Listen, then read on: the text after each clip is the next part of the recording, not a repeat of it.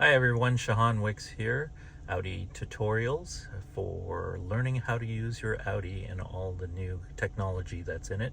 Today I'm going to show you where you can find how to change your wipers to bring the wipers up to the wiper position. So here we're in the home position. We're going to swipe over, go to vehicle. We want to click on settings and service there and scroll all the way down and you will see wiper position. So if I click this, it's going to bring the wipers up, as you can see.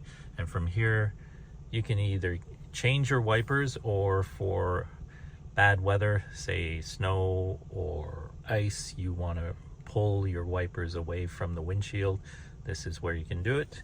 And then to bring it back, you want to turn that off and it'll bring down the wipers. Hope that helps. For more Audi tutorials, this is Shehan Wicks. Like and subscribe to my channel and let me know if there's anything else I can help you with in regards to tutorials on Audi. Thank you. Have a great day.